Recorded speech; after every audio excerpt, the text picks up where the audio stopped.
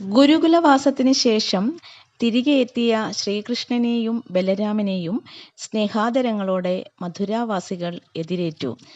ആ സമയത്താണ് ഉദ്ധവർ ശ്രീകൃഷ്ണനെ സന്ദർശിക്കുവാൻ എത്തിയത്. തന്നെ പിരിഞ്ഞതുമൂലം തീരാ ദുഃഖത്തിൽപ്പെട്ടുഴലുന്ന ഗോകുലവാസികളെ സമാധാനിപ്പിക്കുവാനായി ശ്രീകൃഷ്ണൻ ഉദ്ധവരെ നിയോഗിച്ചു. ഉദ്ധവർ ശ്രീകൃഷ്ണന്റെ ബന്ധുവും ഒരു സുഹൃത്തുമാണ്.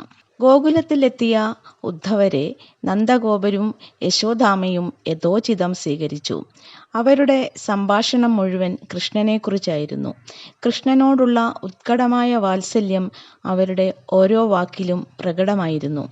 അവരുടെ വിരഹവേദന എത്ര വലുതാണെന്ന് ഉദ്ധവർ മനസ്സിലാക്കി. അദ്ദേഹം ഇപ്രകാരം പറഞ്ഞു: കൃഷ്ണൻ എവിടെയും പോയിട്ടില്ല. അവൻ സർവ്വവ്യാപിയാണ്. അവൻ്റെ സാമീപ്യം എവിടെ ആവശ്യമാകുന്നുവോ അവിടെ അവനുണ്ടാകും. ഉദ്ധവർ പിന്നീട് ഗോപികമാരെ സന്ദർശിച്ചു. കൃഷ്ണൻ മഥുരയിൽ പോയതിനു ശേഷം അവർ ഓരോരുത്തരും ആത്മാവ് നഷ്ടപ്പെട്ട വെറും ശരീരങ്ങൾ മാത്രമായിരുന്നു. തങ്ങളുടെ ഉത്കടമായ പ്രണയം കാണാതെ കൃഷ്ണൻ മഥുരയ്ക്ക് പോയത് അവരെ തീരാ ദുഃഖത്തിലാഴ്ത്തി.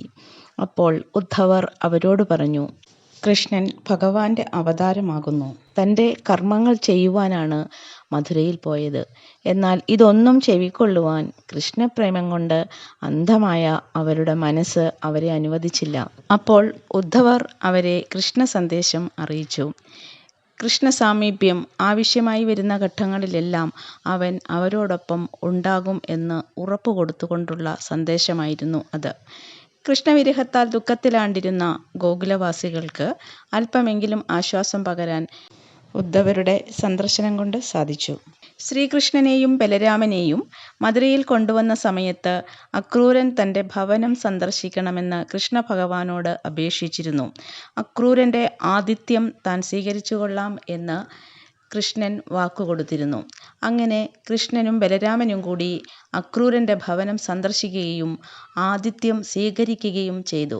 ആ സമയത്ത് കൃഷ്ണൻ അക്രൂരനോട് ഹസ്തിനപുരത്ത് എന്താണ് വിശേഷം എന്ന് അന്വേഷിച്ചു. ശ്രീകൃഷ്ണൻ്റെ പിതാവായ വസുദേവരുടെ സഹോദരിയാണ് പാണ്ഡവരുടെ മാതാവായ കുന്തിദേവി.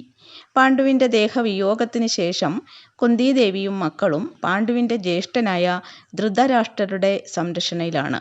പാണ്ഡവർക്ക് വേണ്ട സംരക്ഷണം കൊടുക്കുവാൻ ശ്രീകൃഷ്ണൻ ആഗ്രഹിച്ചു.